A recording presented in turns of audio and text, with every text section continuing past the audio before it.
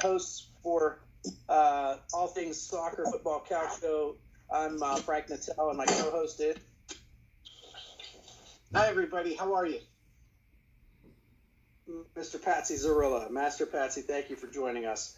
My pleasure. Master Patsy, let's get right to the football talk. In the the summer transfer window in La Liga, and we're going to focus on La Liga today. La Liga is starting up this weekend, and we have some exciting new players on new teams, some that came from outside La Liga and some that transferred within La Liga. But let's start with the people that came from outside La Liga. Real Madrid made a splash with Eden Hazard. What do you think about the impact of Eden Hazard on Real? Well, here's what I'll tell you. I think Eden Hazard is one of the best players in the world. He is he's tremendous. And, I think a lot of people are going to talk about Eden Hazard as being the person to replace Ronaldo at Real. Look, you can't replace Ronaldo, right? He's a generational player. But I really think that if you're looking at somebody who's going to really scare a whole lot of sides, and somebody who's going to make have a significant impact on with their side, it's Eden Hazard. He's a tremendous player. He showed it in the Premier League. Whenever you're getting to which is a little bit more offensive minded, but yeah, he's going to make a name for himself. Let's put it that way. And of course, I think now we see that he's unbelievable. Absolutely, and very quick, and he played great international soccer for his Belgian side, and he played great with Chelsea in the Premier League. But he's going to be probably linking up with James Rodriguez, the Colombian international who was on loan in the Bundesliga, but seems to be coming home now to Real. There was a talk of Real transferring him out to possibly Napoli or Atleti, and it looks like those talks have broken down, and he's going to stay at Real. So there's going to be a link up between him and Hazard, which can only do, I think, wonders for both of those guys. Yeah, I mean, James, he's tremendous, right? And I'll be honest with you, I don't understand why they kept loaning him out, other than, maybe looking out for his best interest and realizing that over the last few years he just wasn't going to get enough playing time at Real. So they loaned him out to Bundesliga, and they did everything they had to do. And I'm hoping, and I honestly believe it was just so he could stay on the pitch and get some playing time, because James Rodriguez, he's amazing. He's a great player. He really is. He now has a chance to show what he can do at Real, and I'm telling you, Frank, he's going to be foolish if he doesn't take advantage of it. He really needs to. Yeah, and I think Zinedine Zidane will find room for him in his lineup regularly. Obviously, he doesn't like the Welsh player Gareth Bale for whatever reason. He's fallen out of favor with Zidane, so there's an open spot on the field. But what do you think overall?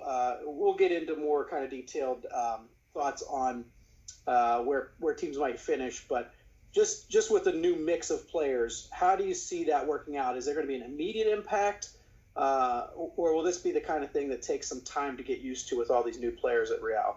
Yeah, Real's they're almost an enigma, right? Because you have a side that historically has always battled Barca for the top spot, and ultimately Barca's, I shouldn't say always, but for the most part, has been able to overcome, right? A lot of that has to do with the fact that it's always a table, right?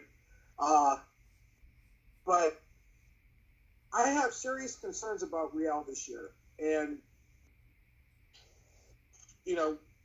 first and foremost, I'm a Barca fan. I'm a big Barca supporter. I always have been. I probably always will be. But I'm also somebody who honestly believes that in order for a side to be great, they have to battled their way to the top. And you look at what Real Madrid has done. Even if you have a short memory and you look over the last 5 years, what Real Madrid has been able to do, maybe not as much in La Liga, but look at what they did in Champions League, right? They're a great side. They're great. No one's ever won the Champions League twice in a row. They did it 3 times in a row. Right. So you're talking about a great side. You're talking about a side that was managed by Ziza, by Zinedine Zidane, who's now back at the helm. But there's a lot there that they have to address. I'm pessimistically optimistic about them. Let's put it that way. I think if I had to pick a winner, I still think it's going to be Barca. Now, again, a lot of that is because it's my heart, But Real is a side that's going to keep my interest because there's a lot going on there. And, it's tough to call, but wow, if if you want interest in the team in La Liga, Real's there's a side that's going to keep your interest. Yeah, and I'm interested to see how everything develops too, with Zidane coming back for a second run and Courtois being there, which wasn't necessarily his guy. Keylor Navas was the guy that was the backstop for him all those years. And he's still there, so there's going to be that conflict, and there's still Modric who's there. And the midfield is a little crowded, but the midfield's a little old with Toni Kroos and Modric.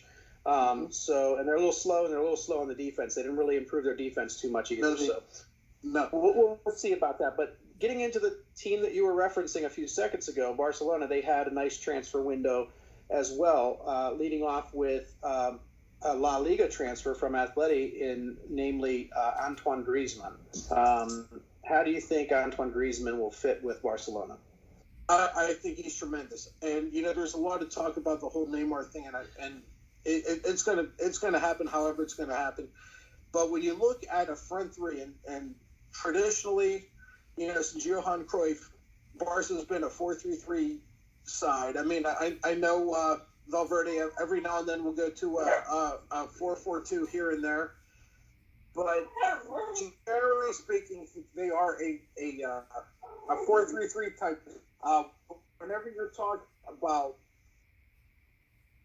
Messi and Suarez and Griezmann as your attacking three, oh my God, right? I mean, yeah, it's not as good as the Trident, in my opinion. It's not as good as the Trident whenever it was Messi at his best and Suarez at his absolute best, and Neymar, who was just as hungry as hell. They won a treble, right? And they beat 5 champions in order to win the treble.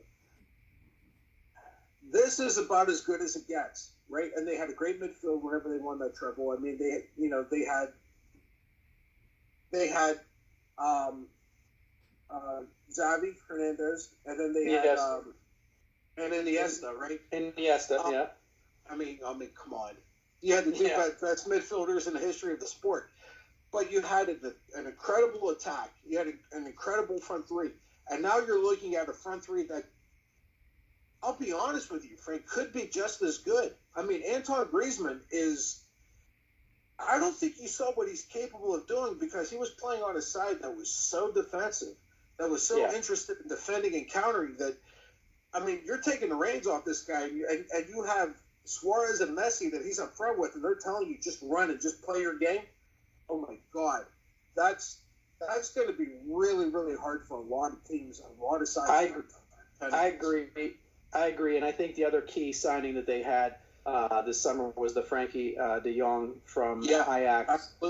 Absolutely. He's a midfielder extraordinaire, and he's going to be able to be a supplier of the ball. He's going to be able to help move the ball through the midfield from the back, and I'm excited to see how that all evolves.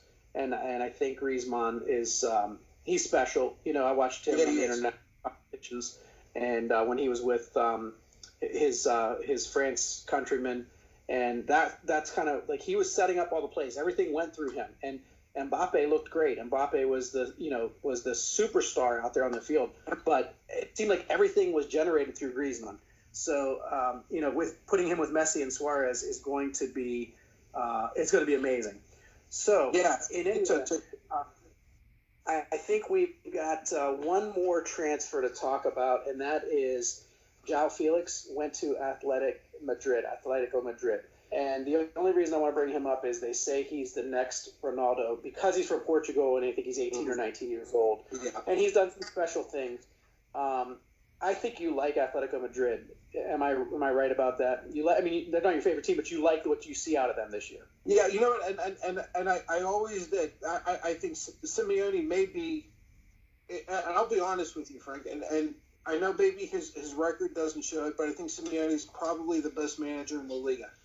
Whenever you consider what restraints he has, and Atleti isn't strapped for cash by any means, and if they were in any other league against sides that were not Barcelona and Real Madrid, as far as being able to spend money, they would be at the top. But come on, no one can spend money like Barca and Real can. Right? You just can't do it. And the fact that they're constantly in that mix for the title. And when you look about it, they're kind of like the redheaded stepchild, right? They're not. You don't think of these guys as. I don't want to say sides that can win the league. I mean, if you follow the Liga, you know how good Atleti is, but they have something this year that they may not have had in a long time, even with Griezmann. They have an incredible attack. They have a kid that can put the ball in the back of the net, and they're going to have him for a long time. I know there's a lot of guys and a lot of pundits and a lot of folks, especially a couple of guys over on beIN Sports, who are saying, don't be surprised if Atleti wins the league over Barcelona. They think that high on that side. I'll believe it when I see it, but every year for the last 5 years, I've told anybody who would listen to me, I'm not worried about Real. I'm worried about Atleti. And I mean that's more true this year than I think in any year since. Atleti's that good, and they can be the side that they can beat Barca for the title. They really can. Yeah, and I think they're hungry, and I think they got the young kid that's hungry, and they got Diego Costa who's got the fire in his belly. And I think now that he is a fiery guy. But I think that I agree with that assessment and your assessment that I think that they will be. To me, it's going to be Barca and Atleti as the most consistent teams. But I wouldn't be surprised to see Valencia also competing for that championship. No, with Valencia's Real, a good. Yeah, with Bilbao's a maybe good side. Fourth, yes. Yeah. So, with that said, we have our very first weekend of La Liga, and starting tomorrow, the very first match for the table is Athletic Bilbao versus Barcelona at Athletic Bilbao. No Messi going tomorrow. No Messi. No. Being that they're on the road in opening match without Messi, any trouble for Barca? Yeah. There's a lot of trouble there. I think Barca wins the game. If I was on what's the one betting site here in PA? FanDuel. Yeah. I would probably, and if I had to bet on which side was going to win, and if I didn't have to bet to make money, or just betting on the side to win, yeah, I would bet Barcelona to win it. But Bilbao's a good side, and they're at home, and they're facing a side without Messi. I don't think it's as big of an upset as a lot of people would make it out to be. I really don't. I still think it's an upset if Bilbao wins, but I could see it happening. I'll be honest. Yeah. I could. Especially first game of the season, especially first game at home for Bilbao. So I see maybe 2 or 3 other games on the slate that are of interest, at least maybe to the casual fans and even to us who watch a little bit more. Of course, we talked about Real, so they open up on the road against Celta Vigo. First kind of test, of course, is a first game on the road. Any trouble in that one for Real Madrid? You know what? I think until they really start to establish themselves, I think everybody's going to sit there and say, yeah, there might be a problem. In reality, this should be a walk for Real. Yeah, not one of the. There's a lot of drama there, and I'm confident, but I'm not like brainlessly confident. But at the end, I don't see Real having much of a problem with them. We're probably going to score and start taking advantage of this game probably halfway through the second period. I would think they'll just establish and just go on, but it's going to be tough for them at the beginning, I think. Yeah, I think you're right, and I like Real Madrid. And if somebody wants to do a money line bet, you might get decent odds on that, taking Real in a money line bet. That's at Saturday at 11 a.m. So if you're making a trip down to the rivers here in Pennsylvania, or if you're online and you can bet online, it might be one to be interested to look at. A good matchup, a close matchup, based on last year's performances and traditionally, is a Saturday at 1 o'clock matchup between Valencia, who is at home, and Real Sociedad coming to visit them. Yeah, no, that's going to be a great game. It's probably the game of the week in La Liga, to be honest with you. It's just going to be a great game. I'll take the home side simply because they're at home, but that's going to be a game that if you like Spanish soccer, or if you're just trying to learn what Spanish soccer is, boy, that's the game to watch, because that's going to be a barn burner. That's going to be a great. I cannot wait. If I'm not mistaken, I believe those two teams made it pretty far in the Europa League last year, and they played very well throughout La Liga season last year. So they both up on the right foot, and it's going to be a dogfight tomorrow, or Saturday, I should say. Yeah, that's going to be. I'll be honest. If I wasn't such a Barca fan, that'd be the game I really want to see. Yeah. Well, you can watch it because it won't be conflicted. You'll be Barca on Friday, and that game's on Saturday. So the last game that I thought we would want to cover is on Sunday. It is Atletico Madrid at home versus Getafe at 4 o'clock on Sunday. Well, look, I always want to watch Atletico. Like I said, I love Diego Simeone's teams. I love his sides. I love how he manages. I love how his sides play. I'm gonna watch Atletico Madrid, if for no other reason, because I want to see how well they're playing. Because I'm such a Barca fan, right? Because I want to see him sit there and go, oh my God, whenever we finally play them, oh my God, what do we have to watch out for? Their counter's unbelievable. Yeah. Right?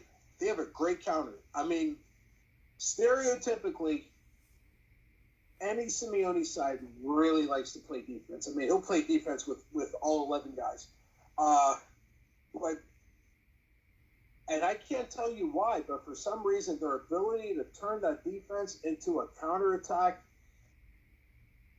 what I've seen this year looks so much smoother and so much more natural than they have in the last couple of years, that they made me sit there and say, oh my God, you better score a ton against them, and you better not leave your backside open, because they're going to attack you, and they could.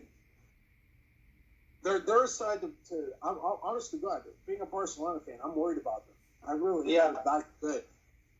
I think so, and it's exciting. We're starting this new season. The Premier League got off to a start last weekend. This is the start of La Liga, and it's nice because they're staggered. And to stagger it one step further, we can do a little special sneak preview of Serie A, the